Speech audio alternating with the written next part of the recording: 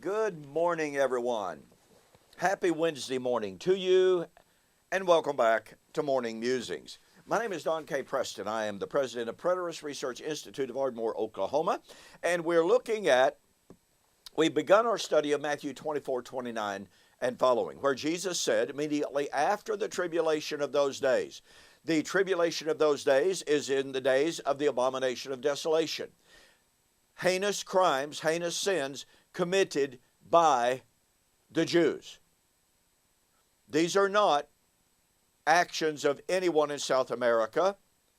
They are not the actions of someone in China or Russia or India or wherever. This abomination of desolation has to do with Israel's violation of covenant. That is so critical to understand. And the tribulation is the covenantal judgment on Israel for violating Torah, for committing the abomination of desolation, because as I've pointed out, that the literal rendering of abomination of desolation is abomination that brings desolation. Oh, by the way, just recently Sam Frost made the claim in Matthew chapter 24, verse 23:37, that when Jesus said your house is left to you desolate, that demands that it was already desolate. No, it doesn't. That's an abuse of the language. The abomination that brings desolation. Hello, the abomination had not been committed when Jesus spoke the words in Matthew 23:37. He wasn't saying the house had already been desolated. He was using what's known as a prophetic present tense.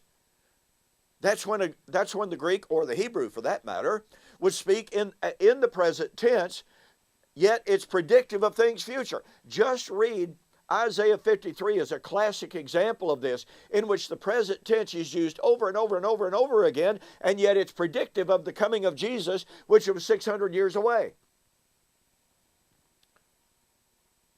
It is absolutely absurd to say that Jesus was saying, oh, your house is already left to you desolate. I'm reminded of Isaiah chapter 63. In Isaiah chapter 63, Isaiah lamented the destruction of Jerusalem and the temple and said, Lord, your city, it lies desolate.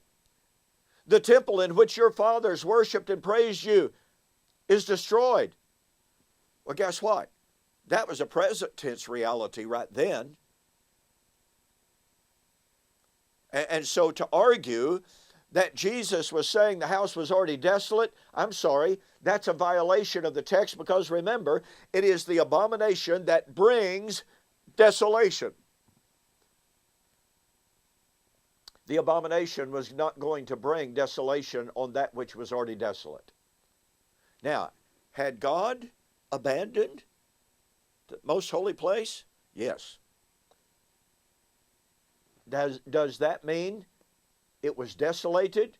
No, it does not, as the abomination of desolation proves. Now then, in Matthew chapter 24, verse 29, as we've been seeing, Jesus said immediately after the tribulation of those days. The word immediately here is really, really critical to notice. This is from the Greek word Eutheos, or Eutheos. And it means, well, immediately. It does not mean at some point by and by. It does not mean eventually. It does not mean at some point in the future. And it does not mean, oh, well, the next event in the prophetic calendar. No, it means immediately. This is the word that is used. By the way, it's used 82 times in the New Testament, the majority of them being in the Gospels. Eutheos is the word that is commonly used when Jesus healed someone. When he touched the eyes of the blind man, immediately they could see. When he touched the leper and said, "Be clean," Mark chapter 1, immediately he was whole. The word Eutheos, let me reemphasize this, does not mean the next event on the prophetic calendar, no matter when that might be. Eutheos absolutely means straight away, as some translations render it. Forthwith, as some translations render it. But most of them render it immediately. Now, just think what it would mean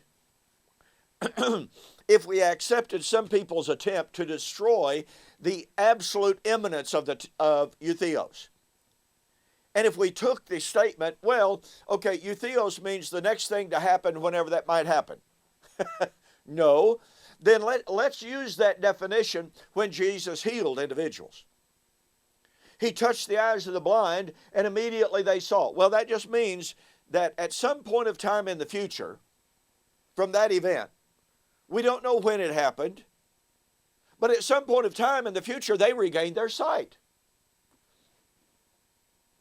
When Jesus touched the leper, and immediately he was cleansed and whole and perfect, that doesn't mean right then. It just simply means the next thing that happened to him at some point of time. Eventually it happened. No, that is literally ridiculous. It would really strip the power out of Jesus' miracles. I mean, you remember the woman who had the issue of blood and had had it so many years, and she approached Jesus through the crowd thinking, if I can just touch the hem of his garment, I will be made whole.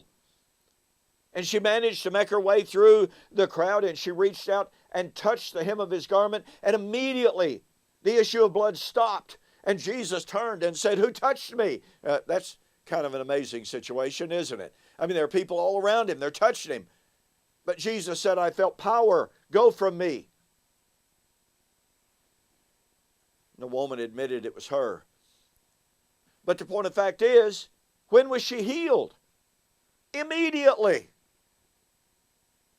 And so when commentators seek to avoid the power of Eutheos, they're simply doing so, you know why? They're doing so not based upon the lexical evidence. Just be real sure about that. They're not doing so based upon the context. They're doing so because they have a preconceived idea about the sun being darkened, the moon not giving its light, and the stars of heaven being shaken. Oh, that's got to be literal. That's got to be physical. That's a universal, physical, cosmic event. Well, that obviously didn't happen in the first century. Therefore, we've got to look for a different definition of Eutheos. Folks, that is using theology to redefine terms, words, terms, and phrases instead of accepting what the words mean, no matter what our preconceived ideas might be.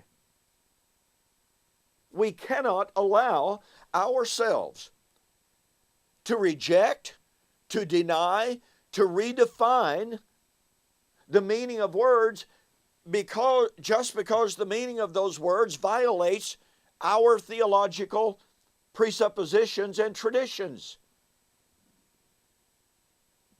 And thus, when we understand that the abomination of desolation happened in Israel, and because of Israel, when we understand, when we grasp that the tribulation was a direct result of the abomination of desolation, a result of Israel's sin, and that the great tribulation was coming on Israel, let those who are in Judea flee, then all of a sudden, this judgment of verse 29 and following likewise forces us to take a look at the language. Now, I told you yesterday I was going to go to Isaiah 24 today. I know, but I really needed to concentrate on Eutheos to drive that home. So tomorrow, on Thursday, we'll go to Isaiah 24. You don't want to miss it. I'll see you on the flip side.